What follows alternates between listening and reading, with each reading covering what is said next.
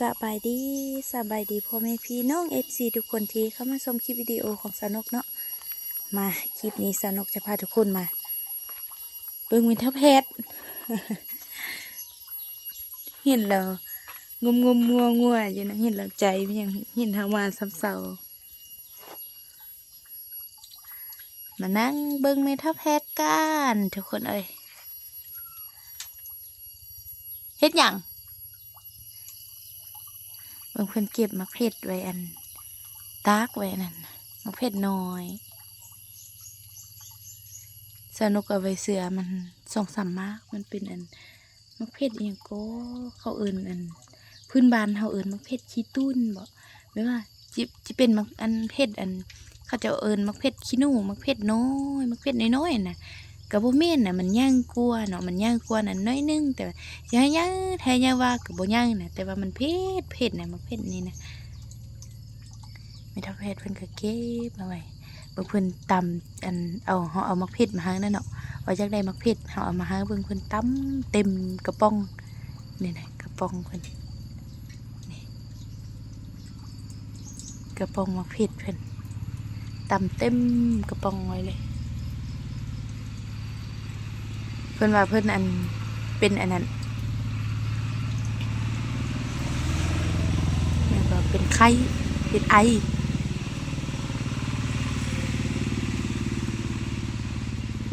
เพิ่นว่าเป็นไอสิได้ต้มยาพื้นเมืองมาเพิ่นกิน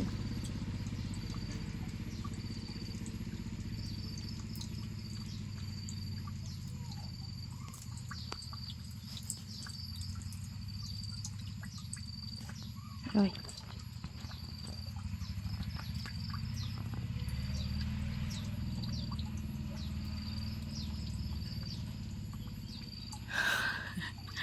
แต่ละมือของเราเป็นนั่งจุกแล้วก็ใจเครื่องเวลาเฮามาเราจะบ่ค่อยใจเวลาเราอยู่คนเดียวเราก็ใจไปใจมาปีนสะหงนั้นปีนสะหงนี้ไว้เราเฮ็ดเอาจักใจเครื่องแล้วก็นอนหลับตื่นแล้วก็ลุกมาใจ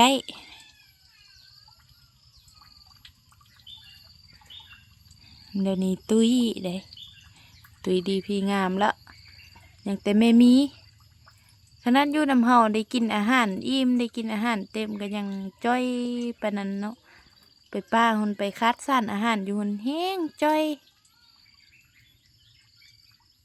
แต่อนุญาตเด้อทุกคนเอ้ยย่างไปเข้าห้องน้ำมากับคืนมาฮ้อนเหือนอ่ะหาเจอโซ่หาเจอคือจิบุรอดนี่ก็ยังบุไปป้า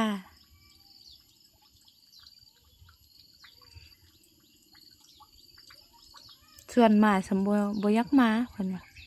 สิไปอันการปูให้มันนั่นก่อนได้ปูก่อนจังจิมากินปูกินปลาอิ่มก่อน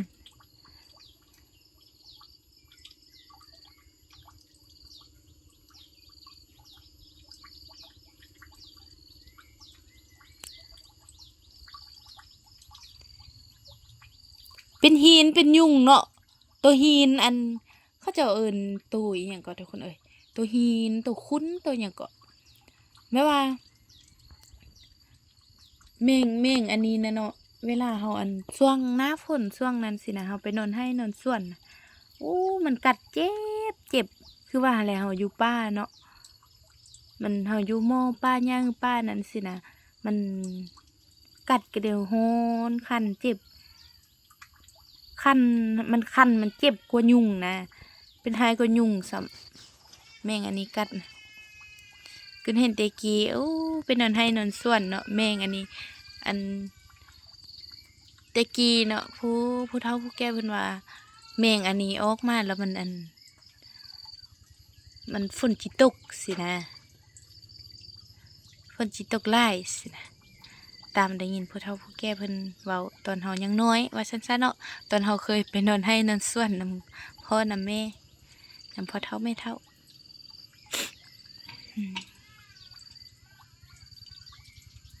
นอนฟังเสียงนกเสียงนุ่ง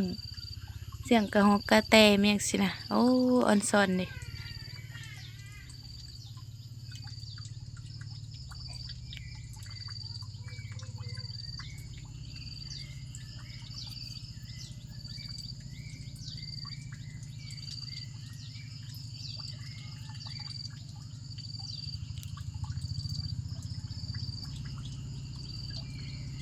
เดี๋ยวนี้เพิ่นก็เดี๋ยวนึ่งเขากินเองบางทีก็ทางไอเฟืองเพิ่นครัวกินแต่งกินแล้วก็เอามาให้บางทีก็แบ่งของกินสุกหาแด้เอาซีนเอาหยังมาสินะเนาะก็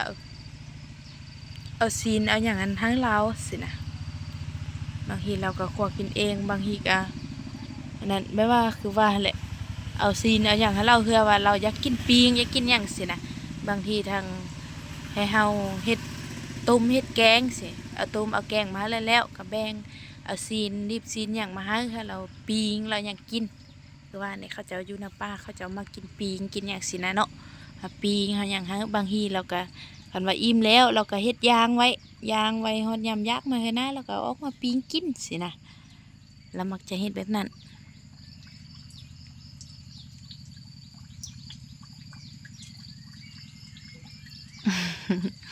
นั่งจุกอยู่อยากกินสาลีบ่สาลีมือสวยเอามาให้เด้อจิไปเอาหักมาแล้วจินึ่งสุกแล้วเราจังจิเอามาให้เด้อกินสาลี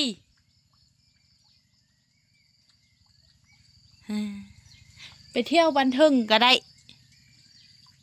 บ่ไปบ่ไปบ่ไปก็อยู่นี่ท่านึ่งสุกแล้วจิเอามาให้เด้อจิเอามาส่งสลีพอเท่าปุ๊กปะไว้ฮะปุ๊กไว้เพิ่นว่าเอาไว้เด้บัดอันปุ๊กไว้หัน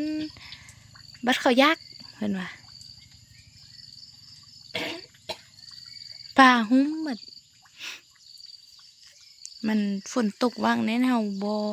คอยได้อยู่ได้ทุกคนเอ่ยเร่งหุ่นเร่งหิเป็นเวียกบ่ได้อยู่ได้เสาลีก็ได้ลงไปอาทิตย์ละเทื่อเนี่ยพาลูกไปก็ได้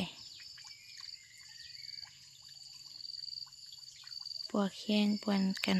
ไปอาทิตย์ละเทื่อ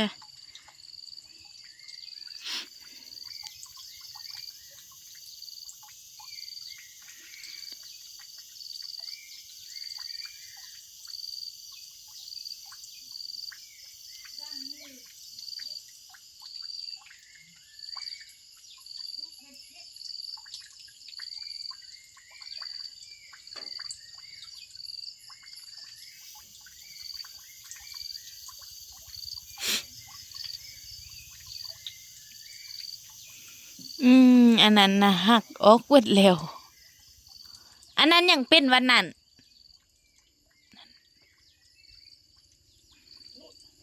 ฮะมันเป็นอย่างเกาะ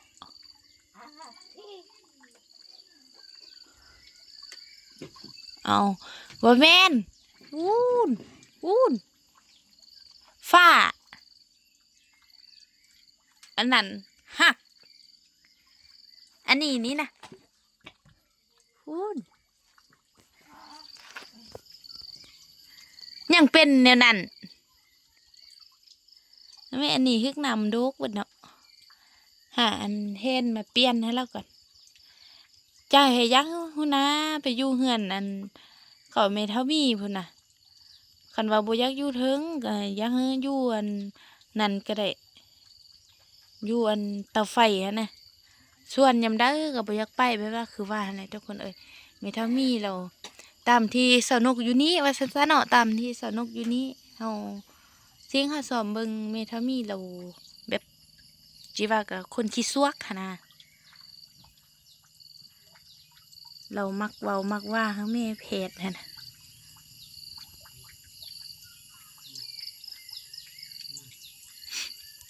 อยากให้เราไปอยู่หุ่น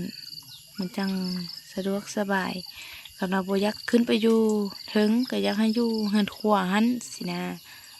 ผู้อยู่เฮือนครัว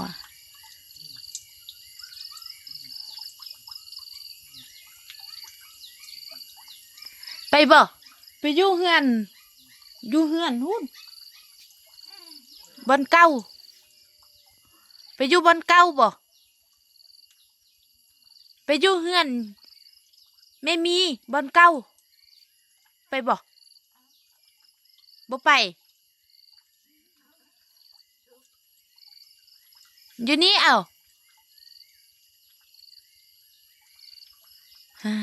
เนาะ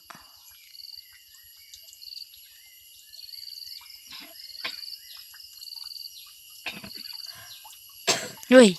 เฮ้ยเจ็บนี้ติหนึ่งเจ็บคอนี่เป็นไอต้มยาให้กินเด้อกินยาเอา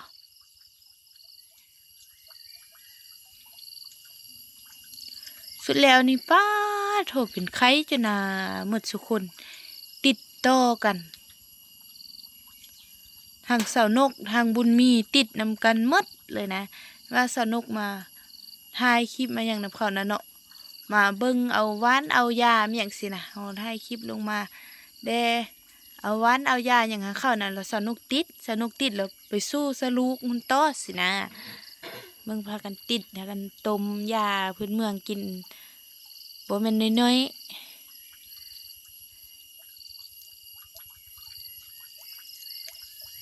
คิดว่าเป็นไข้ยุงเนอะเอาอัน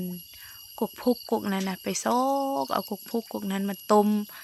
มาให้แจะซิมเบิ่งกาคันบ่แม่นไข้ยุงเนาะยันแม่นไข้ป้าไข้เมี่ยงสินะเนาะที่มาติดกันเวลาส่วนหลายเขาจะอยู่ในป่าคนไข้แล้วออกมาแล้วก็มาปูว่าไข้ดีแล้วก็กลับคืนเข้าไปสินะแล้วมาสู้เสื้ออันคนที่อยู่บ้านที่นะอันนี้แท้น่าจะเป็นฝนบางคนทึกฝนได้ในนึงก็เป็นหวัดเป็นไอเป็นไข้เขาลดก็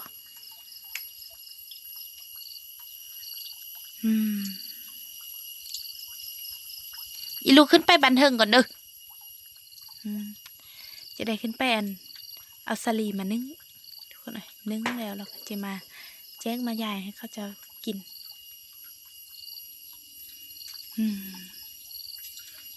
จังสันเลยนะทุกคนเนาะ